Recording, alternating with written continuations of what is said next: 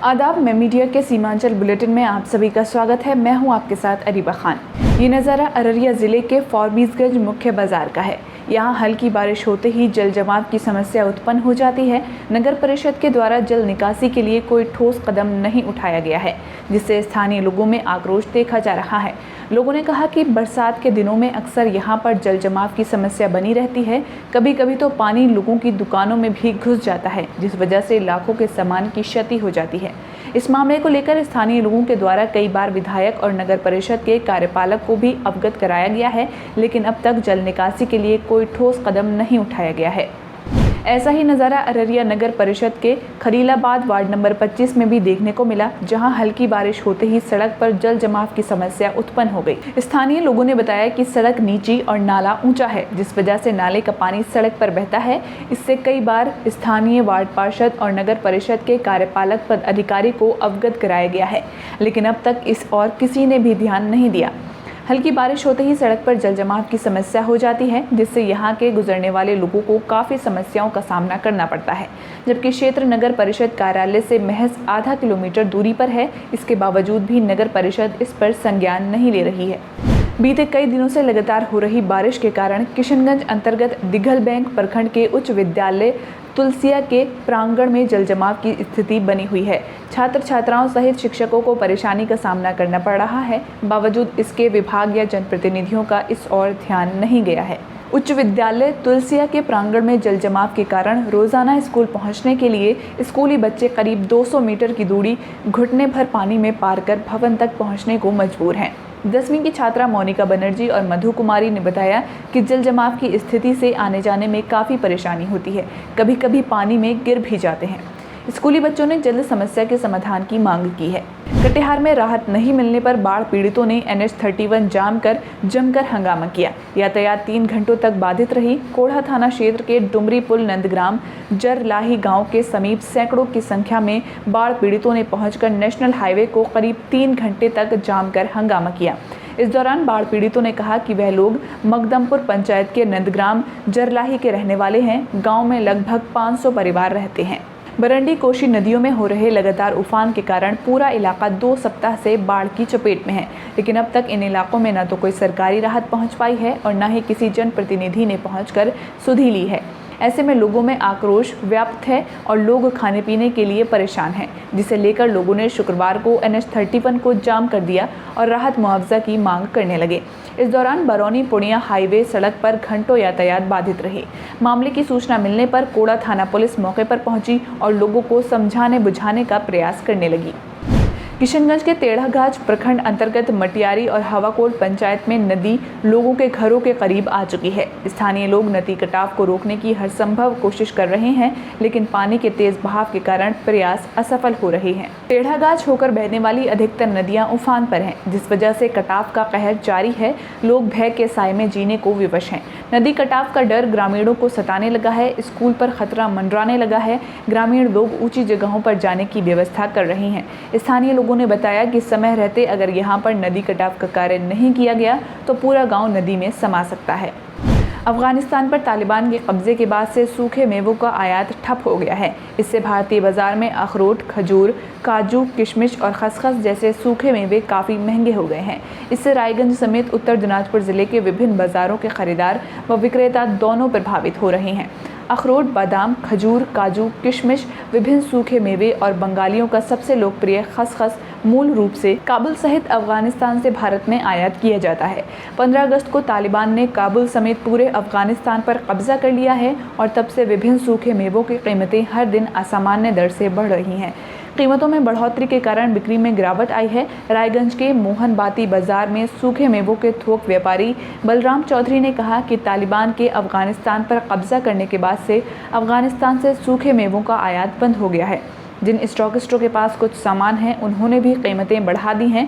नतीजतन आयात की कमी के कारण अखरोट, मेवा, खजूर, काजू, किशमिश और खसखस की कीमतें बढ़ गई हैं।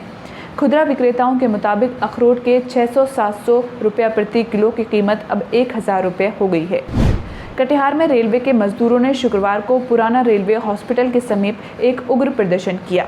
प्रदर्शन कर रहे लोगों ने कहा कि रेलवे कोच में काम करने वाले मजदूरों का प्रत्येक महीना 8,500 रुपया बनता है, लेकिन उन्हें 6,000 रुपये ही दिए जा रहे हैं और न पीएफ दिया जा रहा है। मजदूर काफ़ी परेशान है। समर्थन में आए राजद के युवा नेता आशु पांडे ने ये कहा कि जिस तरीके से मजदूरों के साथ दुर्व्यवहार किया जा रहा है ये गलत है। पिछले 12 सालों से मजदूर यहाँ पर काम कर रहे हैं। 2 सालों में ऐसा क्या हुआ जिससे मजदूरों का 2,500 रुपया कम कर दिया गया। उन्होंने मांग की पीएफ और जो पैसा कटौती किया गया है उसे निर्धारित तौर पर दे दिया जाए, अन्यथा ये प्रदर्शन सालों साल चलेगा। जब तक सुविधा मुहैया नहीं कराई जाएगी तब तक वह काम पर नहीं लौटेंगे।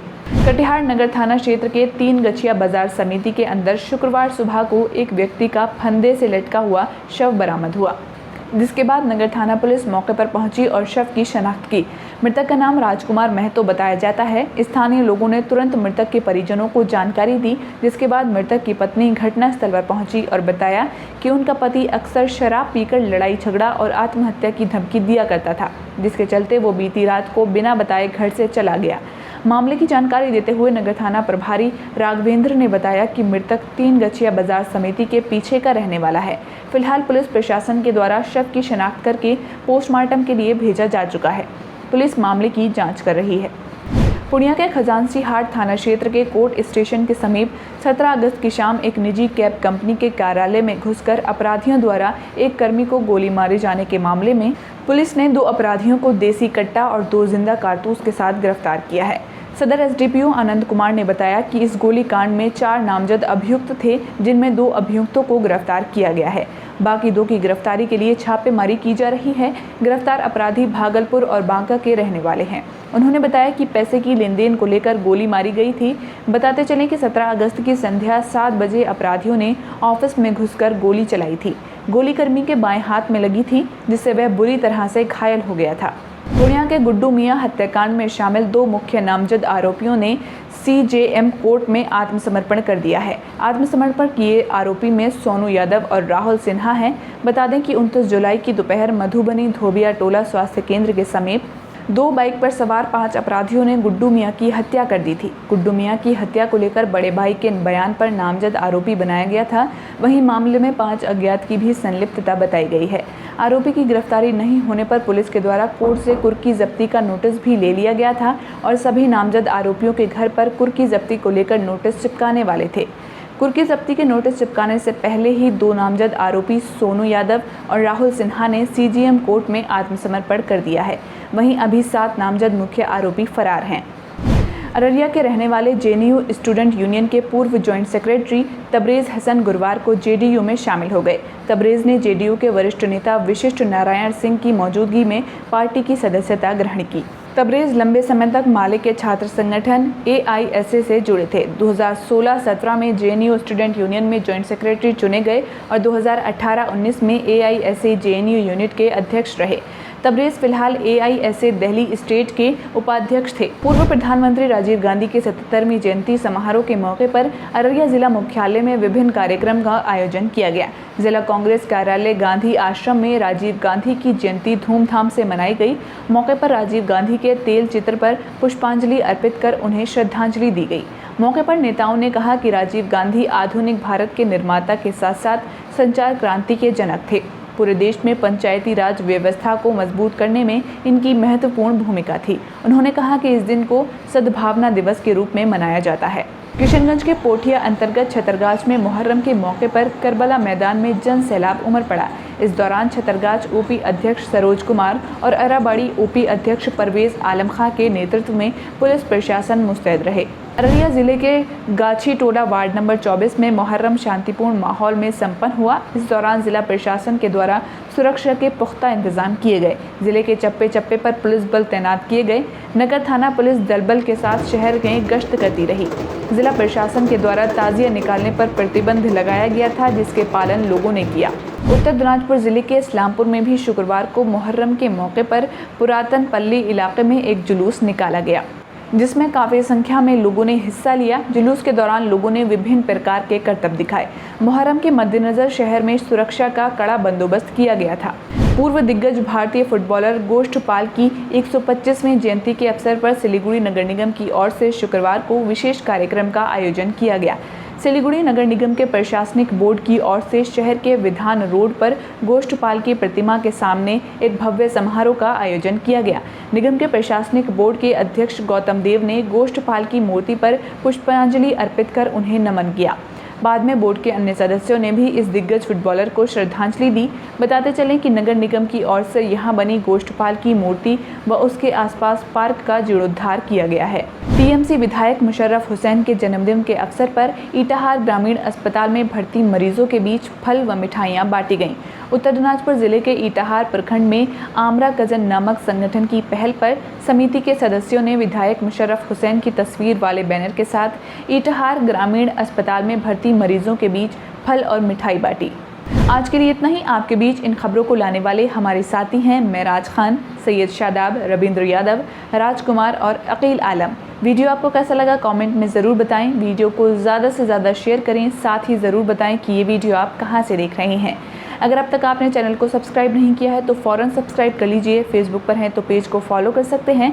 ट्विटर और इंस्टाग्राम पर आप हमसे @मैं मीडिया हूं के ज़रिए भी जुड़ सकते हैं।